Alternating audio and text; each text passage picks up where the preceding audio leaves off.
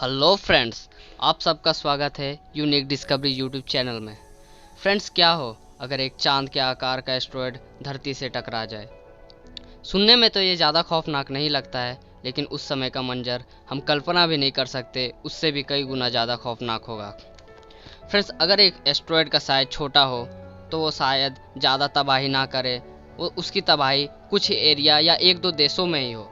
लेकिन अगर हम बात करें चांद के जितने बड़े एस्ट्रॉयड की, तो वो शायद पूरी धरती में ही मानव और सारे जीव जंतु का खात्मा कर दे। फ्रेंड्स, जैसे जैसे एस्ट्रॉयड नज़दीक आता जाएगा, उसका साया धीरे धीरे पूरी धरती को ढकने लगेगा और दिन में ही ऐसा लगेगा कि मानो धीरे धीरे रात होने लगा हो। फ्रेंड्स, हमें तो उस समय कुछ समझ नहीं आएगा कि अचानक से क्या हो रहा है। बस ऐसा लगेगा कि एक बहुत बड़ा गोला जलता हुआ हमारी ओर हजारों किलोमीटर प्रति घंटे की रफ्तार से धीरे धीरे बढ़ रहा है।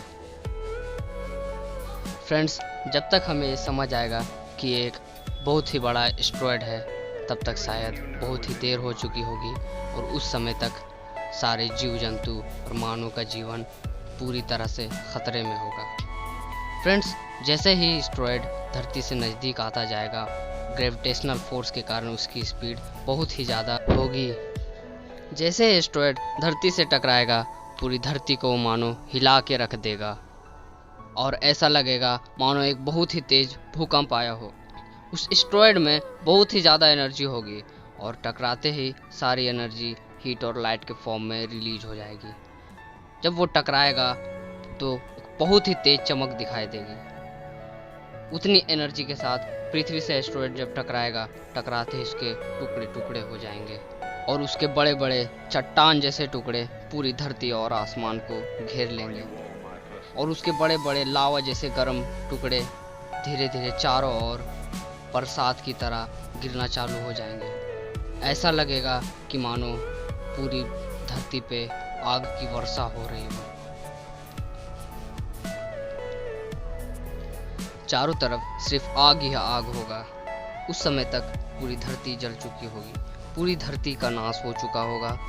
हर जगह जलने के कारण पूरी धरती पे कार्बन डाइऑक्साइड, कार्बन मोनोऑक्साइड जैसे घातक गैसों की मात्रा बहुत ही ज़्यादा बढ़ जाएगी।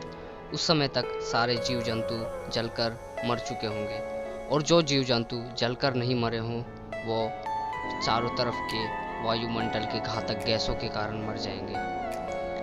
गर्म लावे से सारे बर्फीले पहाड़, ग्लेशियर सब ढक जाएंगे और धीरे धीरे बहुत ही ज़्यादा तापमान के कारण भाप बनने लगेंगे। उस समय तक समुद्री जीव, बहुत ही अंदर समुद्र में रहने वाले कुछ जीव जिंदा रहेंगे। धीरे धीरे गर्म लावा समुद्रों को भी ढकना शुरू कर देगा। बहुत ही ज़्यादा तापमान बढ़ने के कारण समुद्र के अंदर के जीव भी मरना शुरू हो जाएंगे और पूरी तरह से पृथ्वी में सारे जीव जंतुओं का नाश हो जाएगा।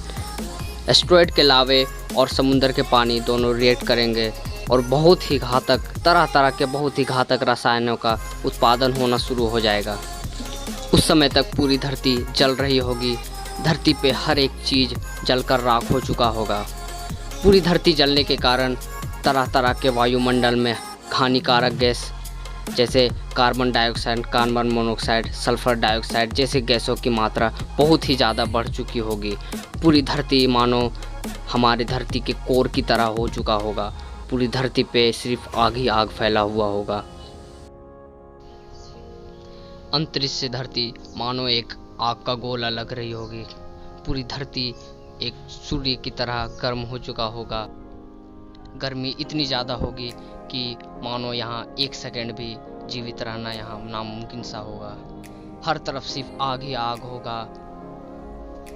फ्रेंड्स, अगर वीडियो पसंद आया हो तो लाइक एंड शेयर ज़रूर करें और ऐसे ही इंटरेस्टिंग वीडियो के लिए यूनिक डिस्कवरी चैनल को सब्सक्राइब करें। और अगर वीडियो से रिलेटेड कुछ भी आपको नॉलेज चाहिए तो कमेंट सेक्शन में ज़रूर मेंशन करें। Thank you so much.